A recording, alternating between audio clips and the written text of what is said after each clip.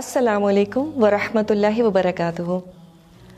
جب ہم زندگی میں سٹریسز کی بات کرتے ہیں تو اس کی بڑی وجہ لوگوں کا ہماری امیدوں پر پورا نہ اترنا ہے۔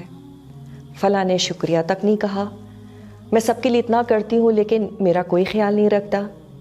اور یوں لوگوں کو جب ہم اپنے لحاظ سے بدل نہیں پاتے تو اس کا آؤٹ کم کیا ہوتا ہے؟ Depression, disappointments, anxiety attacks, heart breaks, and you name it. And relationships are ruined. Our complaints are mostly based on expectations from others. Don't you agree? But what does this tell you? This shows that your iman on akhirah is not clear. ہمارا آخرت پر ایمان واضح نہیں ہے، کامل نہیں ہے۔ وہ کیسے؟ یہ دنیا دار الجزا نہیں ہے، we know that. This world is not a place for payback. Here we are just expected to work and work really hard. اور ہر اچھے کام کا بدلہ آخرت میں ملے گا۔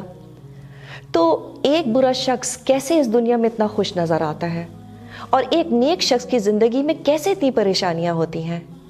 یہ اس لیے کیونکہ اللہ کی جسٹس کی کمپلیٹ پکچر ہمیں آخرت میں نظر آئے گی۔ Here we just get to see a very small part of the puzzle. And we start feeling distressed. ہم سب دعویٰ کرتے ہیں کہ میرا آخرت پر ایمان ہے۔ How true is that? اس کے لیے آپ اپنے آپ سے آج ایک سوال کریں۔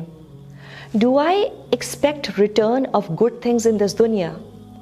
جب میں کسی کے ساتھ اچھا کرتا ہوں یا کرتی ہوں تو کیا میری اس شخص سے امیدیں بڑھ جاتی ہیں؟ This is the best way to manage expectations in this دنیا۔ اچھا، پھر دنیا ایک مومن کے لیے قید خانہ ہے اور کافر کے لیے جنت ہے، لیکن every man is confined in this world. یہ کنفائنمنٹ بہت مختلف شکلوں کی ہے۔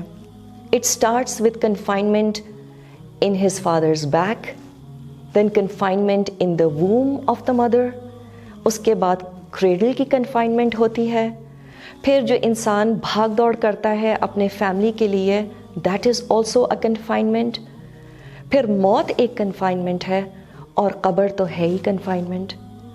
تو دنیا میں تو سختیاں ہی سختیاں ہیں۔ جو اللہ کو راضی نہیں کرتے ان کی زندگیوں میں بھی ہارڈ شپ اور کنفائنمنٹس تو ہیں، لیکن ہم ان تمام سختیوں کو بالکل بھول جائیں گے اگر جنت میں پہنچ گئے انشاءاللہ۔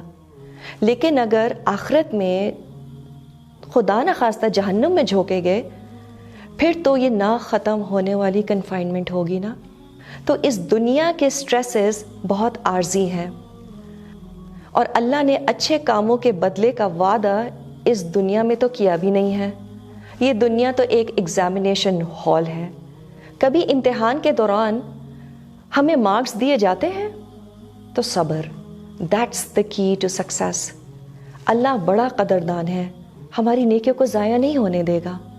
تو جب کسی کے لیے اچھا کریں، جب اپنے اچھے اخلاق کے باوجود لوگوں سے اپریسیشن نہ ملے، دوست کے لیے کچھ کریں، شوہر کے لیے کچھ کریں، ساس سسر کی دل سے خدمت کریں، تو اس کا ریٹرن اللہ سے مانگے، اور بہترین ریٹرن آخرت میں ملنے والا ریٹرن ہے۔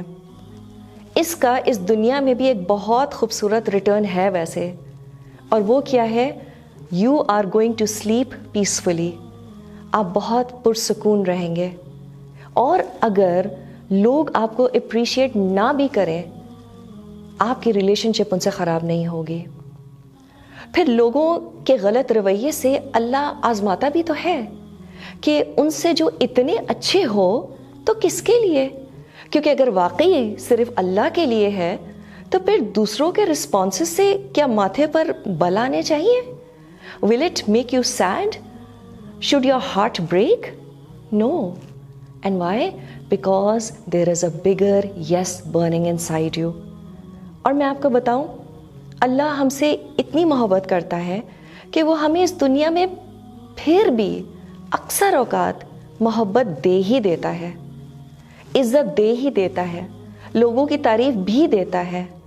لیکن کیوں؟ Guess what? That's a test too.